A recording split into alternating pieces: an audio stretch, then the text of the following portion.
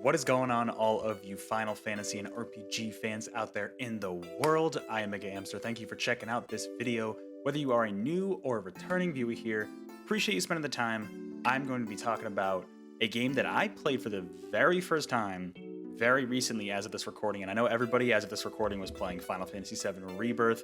That was the big news and everything going on. And I, on the other hand, have not played Remake or Rebirth, and I hadn't played the original PS1 Final Fantasy VII. Well, the re-release on Steam, I played the Steam version just for a heads up there, in case that changes my opinion. Maybe the original's better, I don't know. But anyways, this is the OG Final Fantasy VII that I played for the first time. Technically, I played it maybe like 10 years ago as of this recording when I bought it. I remember when Cloud was announced for Smash, I tried to get into it. But this is the first, I didn't get very far. I didn't even get out of Midgar area. This is the first time I really got most of the way through, and I'm going to clarify that a little later. But the way I'm going to do this is just kind of very brief impressions of this game, go over some of the things I liked and didn't like. I'm going to keep the first chunk spoiler-free or extremely light spoilers if I can. There might be some gameplay spoilers, but no major story spoilers at all. And then later on the other end of the video, I can give more of my spoilery thoughts. So with that, this game, overall gist, I liked this game. I need to clarify for all of you that I am not a huge fan of turn-based RPGs. And to be honest, one of the biggest cons for me is the battles of this game. And this is just a me thing. I'm not saying it's bad. For me, I didn't like it as much. What this game introduces that's very unique, especially from other RPGs at the time, or I guess other Final Fantasy games have done this too, is the ATB meter, the active time battle, I believe is what it stands for. Correct me in the comments if I'm wrong on that, Final Fantasy fans. But essentially, instead of just a basic turn-based RPG where you have a menu, you choose what you're gonna do, you see that wait bar there at the right. Essentially, you gotta wait after you do a certain action for that to fill up, and then you can do your next action. It's not just you go, the enemy goes, you go, the enemy goes, you know? Which, the main thing I don't like about RPGs is just the idea of like less control. Like I like action RPGs where I feel like I have control and I can do basic attacks of my character. You know, when it's just only menu options, that kind of takes me out of it. It really takes me out of the immersion, to be fully honest. I get that was like all the rage back in the day. But like the ATB system and like it just, I'm a very impatient person, right? So this is a me problem where I didn't find like I really liked that mechanic very much. I know it adds up a lot more strategy because it gives you some time to think about what the enemy's going to do and what you need to do once the meter fully fills up. But I will say, like everything else about the combat, like it is just, yeah, like a lot of elements are from like other turn-based RPGs, which is I'm not the biggest fan of, but like some of the flair around it I really like. Some of the flair of battle. So like the summons, I love the summons. The materia in general is interesting. I will say, I feel like it can be a little bit annoying. Oh my god. I'm so sorry for these ads here. Unfortunately, oh my god. Okay, here we go. Let's loop. Thank you. All right, there we go. You know, unfortunately, like, just the game is almost like designed around specific materia, not being required, but there were certain moments I really like to experiment. When it comes to RPGs, I really like to experiment with every single character. I'm one of those weird people that likes to have all the characters like around the same exact level. It's kind of hard to do, especially with Cloud, the protagonist in this game. But I like to experiment with different materia, and there were moments where I was equipping specific materia on specific characters, and the game doesn't really like you when you play it that way, unless you're like really, really good, which as a general newbie and not huge support of turn-based RPGs, it's like that kind of happens sometimes. But I like the idea of the materia. I like the different effects you can do, especially the ones like the summons, which are super flashy and fun. I also really liked the limit breaks. Those were interesting. That was a meter I liked because it's almost like a special meter in a fighting game where you do certain moves, you get attacked, and based on what happens, it'll fill up your limit gauge. Like that was really cool, and you could like level up stuff beyond that. So there's a lot to this combat. So if you're a big turn-based RPG fan, I mean, to be honest, you probably already played this game, but there's a lot in depth here. I'm not the biggest fan myself of just general turn-based gameplay or the ATB meter, but I mean that's my biggest gripe with the game, right? Is the gameplay behind this game, right? I'm not a huge fan of those RPGs, but it still managed to make me push through almost all the way. What I will say, my favorite part about this game is the story and is the characters. That's why I enjoy these RPGs so much. Like that's why I liked the gameplay of Xenoblade more than this game because it's an action RPG, but the story and characters in that game are great. Same thing with like Fire Emblem Awakening. This game as well, like I knew a little bit of some stuff going in and some big spoilers, which I'll talk about at the end of this video. But there was also a lot of stuff I didn't know about. And so going into this and experiencing the story, that's what pushed me through, right? I was playing little bits and chunks here at a time of this game. And I feel like that wasn't the right way to do it. I ended up clocking about 30 hours in when I essentially gave up. I was very close to the end. I think I did like 90 to 95% of the game. I definitely missed some side stuff along the way. But there was a moment where I was just like, you know what? It feels too much like a chore to finish. Not the game's quality's fault necessarily. It's just I was kind of playing it so infrequently and only for little bursts at a time. And because I'm not a huge fan of turn-based RPGs, that's eventually why I said, you know what? I'm here to experience the story, the original story, before I inevitably play Remake. Because that's what this was. This was a preliminary for me to eventually play Final Fantasy VII Remake and eventually Rebirth and whatever the third one ends up being. And just playing through this game made me want to do that even more. So I'm even more excited to jump into Remake maybe within the next few years or so. Probably not anytime soon because I just played this, but you know, I got to experience that original story. I ended up, like I said, there was a certain point I got to that I'll mention in the spoiler part where I just kind of said, you know what, I'm gonna finish up a Let's Play, finish up the story, and I really didn't miss out on much. Like I got all of the major story beats down, which was great because then I was like, you know what, I'm fine with this. I'm just gonna watch the rest of it, and I feel like I got, you know, the fact that I put 30 hours into this game. You know, a lot of RPGs I have not given that time, so the story and characters kept me going. Some characters were more interesting than others for sure, and you know there were a couple optional ones as well. So it's like it definitely kind of varied like who got the limelight. But I didn't hate any of the characters. You know, I didn't hate any of the characters here. I honestly really like them. Listen, for those of you who have watched this channel, I've always been Team Aerith. I'm still Team Aerith, but listen, Team Tifa, I get you now. I get you now. It's not just the looks. I get it now. I get it now. I respect you. Other good things I like about this game, some of the overworld map exploration I actually really liked. It's very limited, of course. This game is aged in terms of visual, so it doesn't look fantastic, but once you get to the overworld map, like honestly, the exploration is kind of fun, especially as you unlock more and more vehicles. I won't spoil anything else until later in the video, like I said, but some of that can actually be kind of fun. I don't know. It's very basic, early 3D, of course, being the PS1, but I still enjoyed it. I don't know. I get a sense of nostalgia for N64 PS1 graphic games, even though I didn't grow up. That was like because I was born in 97, so that was like when this game came out. That was like right before I got into games. I got into games with the Dreamcast and GameCube era, and but there's something nostalgic about these visuals for me. What I will say, I mean, obviously everybody looks kind of chunky, like that's not ideal, but I didn't mind it too much, honestly. I know some other people do, but I tend to tolerate visuals like this more, these chunky 3D blocky looks. But one thing I will say that really bugs me about the visuals, the pre-rendered backgrounds, right? At least I believe they're pre-rendered. Correct me in the comments if I'm wrong. It's cool artistically, and some of the environments in the background look great.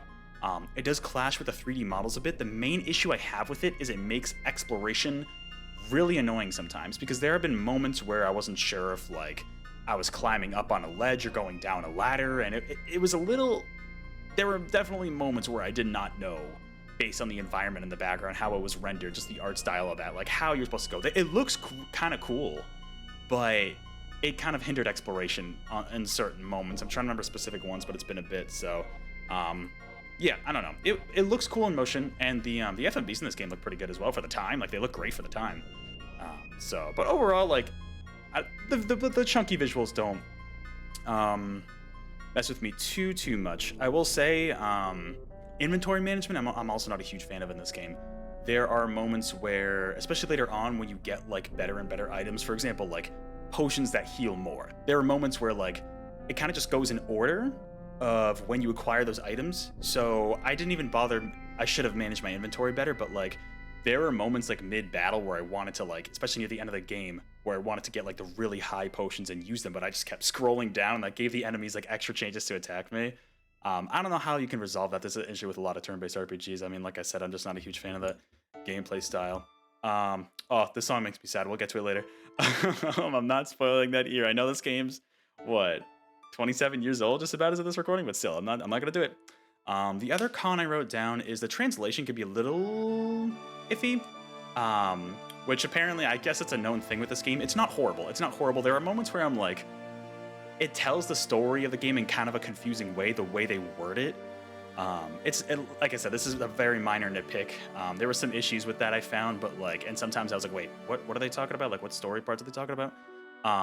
But it honestly wasn't that bad. It did not detract from the overall experience of the story. I thought it was just a little thing that was like, okay, like I have to like put some mental pieces together in my head because of the translation issues, which I'm sure will be fixed in Remake and Rebirth and all those, but something to note for this game. I guess also the PC version is not supposed to be very good. At least this is the one I played. I don't know when it was released on Steam, but I played it via my Steam Deck, which honestly with Steam Deck, it was pretty good.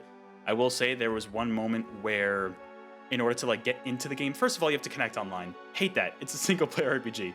Second of all, you have to open up the keyboard on the main menu in order to like get into the game. But from there, the Steam Deck controller input works. That was a bit annoying, but it wasn't the end of the world for me. I don't know. I just kind of got used to the process, so it wasn't too bad, but something to keep in mind. But great to have portably. Great portable game for sure. And I do think this game, of course, aged visually. Gameplay, I don't know, because I don't play a lot of turn-based RPGs, so I can't really say if it's aged or not. But definitely the visuals. The music, though, the music is phenomenal. Like, we're listening to it now. Uematsu-san, the original composer, like, absolutely fantastic job with this. I mean, all these years later, like, yes, obviously you can tell it's a PS1 sound font, but, like, some of these songs are amazing. Some of my favorites, I'm trying to think. I mean, this one, for different reasons, this is like a Song of Healing from Majora's Mask kind of song for me, where it makes you feel things, you know? But there's other songs, too. I really like the motorcycle chase song. That one's really fun. I mean, even just like the bombing mission in the opening, there's like so many great songs, so many different locales you visit in all different regions and stuff going on. So honestly, like, I know I didn't talk about the story too much, but for those of you who don't know anything about this game, like, I didn't know most of the locales and everything. I knew just like a couple of the big spoilers, but I want you to kind of go in blind for yourself and kind of experience this game, because at the core, I mean, this game is a very pro-environment story, right? Like saving the planet and all that. So it has kind of a heartfelt and honestly applicable message to this day. It's kind of scary how applicable this game's story is to this day. It's kind of ridiculous how they managed to make kind of honestly a timeless story. Like, the characters still do hold up in this game. I can't wait to see the performances in Remake, because the thing, just to kind of wrap up the non-spoiler part of this video, overall, I wanted to like this game more than I did. The gameplay held me back, but that's just because I'm not a huge turn-based RPG fan. I'm trying to give more turn-based RPGs the benefit of the doubt. I'd probably put my enjoyment of this up with like Phantasy Star 4, which I played many years ago, and I got through that entire game and actually really enjoyed it. Surprisingly, for a turn-based RPG, I actually ended up enjoying it quite a bit. And this one I did too. The story here is significantly better than something in Phantasy Star 4, but I feel like the gameplay, that ATB meter, just didn't click with me personally. But like everything else, it's still just the story and characters, the music's fantastic. Visuals have aged, of course, but like playing through this game, right? Because just to reiterate, like I said, the reason for me playing this game was to get an idea for the original game, the original story, before jumping into Remake, Rebirth, the other one, whatever they end up calling it. We don't know as of this recording. So that I get an idea, I can appreciate the original, because I know they change up things in those games. So now I have a grounded take of the original story, how it was created in 97, and then to be able to go into Remake eventually and be like, oh, they changed this and that and this and that, and like notice little things. Like, I am a fan of this world now.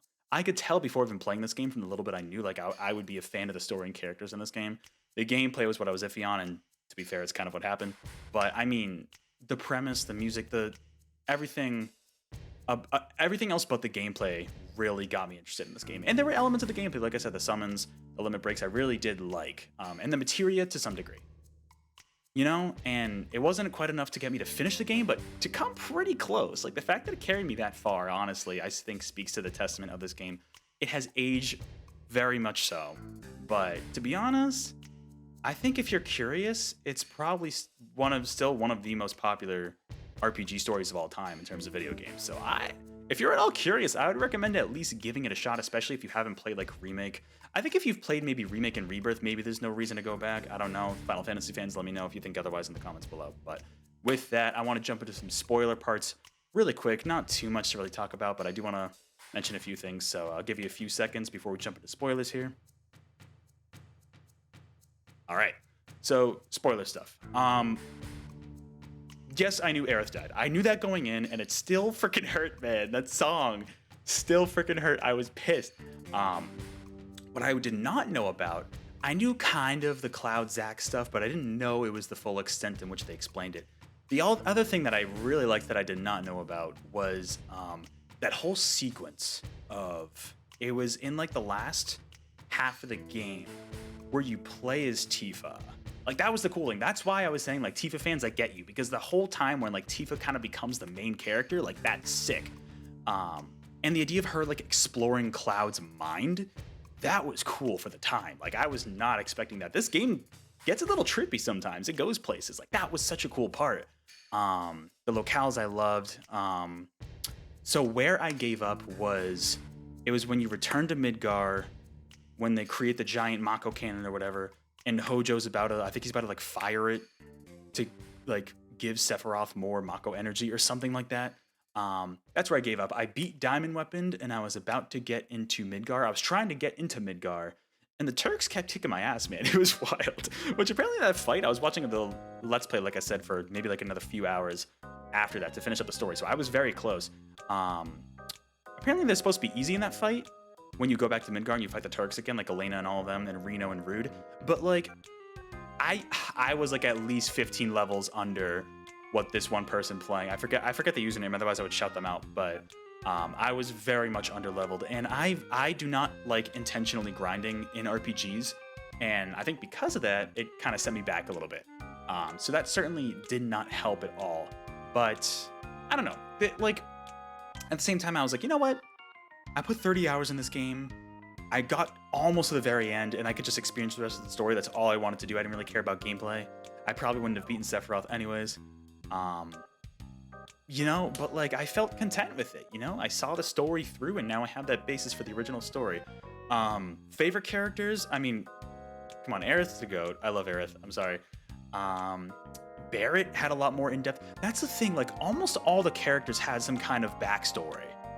I'm trying to think, did everybody? I think everybody did, right? Even like Kate Sith. The twist with Kate Sith I was not expecting, by the way. That was cool. I wish they did a little more with Kate Sith's character. I think Kate Sith maybe could have used a little more backstory in terms of whoever the Shinra dude's name was. Barrett with his friend was cool. I mean, Tifa, of course, great character as well. Cloud, I definitely appreciate Cloud more as a protagonist, because like going into the game, he's just like, oh, it's a generic hero, and then he's like, no, there's way more of a character there, but he kind of discovers that character himself and like where he went wrong in terms of his thought process later on, which was cool. I definitely want to play Crisis Core as well to kind of learn more of Zack's character as well after playing this. I'll probably say that for like after Remake. I don't know if I need to play it for Remake. But other characters, Vincent. Oh, there was one moment with Vincent. I missed a lot of the optional stuff, I will say. There was one moment with Vincent where there's some like waterfall cave, and I just discovered this on my own once. It wasn't the Highwind. The Highwind's awesome, by the way. Fucking love the Highwind. As soon as I got that and the perspective change on the overworld, I was like, bro, it like kind of blew my mind, even though it was very limited graphics. It was so fun. It might have been the submarine. I think it must have been the submarine. Once I got that, I like went into this like back river cave thing, and then there was a waterfall cave, and bringing Vincent in there, and the whole plot line with Lucretia and like Hojo and Professor Gast, I was like, bro, like I wasn't expecting that level of backstory for Vincent, considering he's an optional character. I will say, if there was an optional thing for Yuffie, I did not get to it. Let me know if you've played this game in the comments below. I guess mark it with a spoiler tag. If Yuffie has more backstory, because besides Kate Sith, I feel like she wasn't super connected to the plot, but I think that might just be because I missed something, because Vincent was a lot more connected to Sephiroth than I would have realized, which was very, very interesting to see, especially because it's an optional character. But yeah, Barrett was great. Red 13, honestly, really cool with Bugenhagen and all that going on, and like his kind of legacy and his father and everything. That was really cool. In terms of my favorite areas, I mean, Gold Saucer was classic. I wasn't a huge fan of the Chocobo Racing or the minigames there, except for I liked the one where you just replay the bike chase scene. Like, that was pretty fun. I did like that minigame a lot. I played that a lot to kind of grind some of the GP, the currency you get there, but I didn't do too much of that. Oh, there we go. And this song is fantastic, by the way. The whole soundtrack, like, it holds up so well. to this day, which is absurd to me that it holds up so well. But I can't wait to hear. I've already listened to some of it, the rearrangements and remake, rebirth, and all that, because the soundtrack is so good. Really, really love it. But yeah, like that's the thing. Like at the end of the day, I don't want to make this video too long. I'm trying to think of other spoiler stuff. What are the favorite locales that I have? The Forgotten City I really liked. That was a cool locale, except for what happened to Aerith there. I'm trying to think of what else I really like. I mean, Midgar itself was a really fun section. I really like Midgar. Was it Junon? No, Junon was okay. No, freaking Cosmo Canyon. Cosmo Canyon is also one of my favorites, I think. Definitely some cool areas in this game for sure. And like, I don't know, like this game, just to wrap things up here, yes, this game has aged a lot. Mainly in terms of visuals, maybe slightly in terms of gameplay. I mean, I don't really know because I'm not an experienced turn-based RPG player, but like, it's still the fact that it kept me going this long. Now, granted, I've always felt like I can kind of tolerate some of these older games more so than other people I see online. Some people are like, oh, get this garbage out of my face, right? That's why the remake exists. But like, I don't know. I still think even with the visuals, of course, so the pre-rendered backgrounds thing is kind of annoying. It looks cool, but it's a little bit annoying for exploration. But like, I don't know. I still think it's pretty... It still holds up decently well, you know? I now understand why people consider this a classic game and why it was such a big deal, and you know, especially making Final Fantasy huge in the West, right? I think Final Fantasy fans, let me know if I'm wrong about that, but it seemed like this was the one that really made it popular, in the West at least. Really cool concept. I really love the overarching story, so I am more excited than ever now to play Remake and Avengers. Maybe Rebirth would be a day one on PC whenever they launch that, because I am not buying a PS5 just for it, but I love these characters. I love these stories. Some of my favorite, they're up there with Xenoblade Chronicles as like my favorite story and characters in an RPG. Not that I've played many of them, but like they're still like really, really good. I don't know. I would, at the very least, I think almost everybody should watch or read like an overview of the story, because the story's really good. The story's really good. Even if you don't want to get into the game turn-based gameplay, like maybe remakes for you, but also just like read up on the story, because it's a really engaging story. It really is. And I love the characters that pulled through. And I can't wait to see how they mix it up even more so in the remake games. But with that, without making this video too long, overall, I liked the game. Gameplay held it back from me loving the game a little bit, but I really love the story. It's great. And these characters are great. I can't wait to dive back into this world with the remake game. So let me know your thoughts in the comments below. If you've played this recently, let me know what you thought of it in today's day and age. Or if you've never played it before, you're interested now, or even if you're an old school fan, let me know what you thought of this game when it first came out. I definitely would be curious in how you think it stacks up to some of the remake games. But with that, I'm going to end this video here. So thank you all again so much for watching. I will catch you all on the next video or live stream. Am I converted a Final Fantasy fan now? Not quite, especially if the gameplay's similar to this. It's not fully for me, but I mean, Final Fantasy VII, I just love this world. So I'm really glad I finally got to sit down and experience this game, because I've been meaning to for so long. So thank you so much for watching. I'll catch you on the next video or live stream. And don't forget your Chocobo. Keep those materia equipped. I don't know any Final Fantasy jokes. Bye!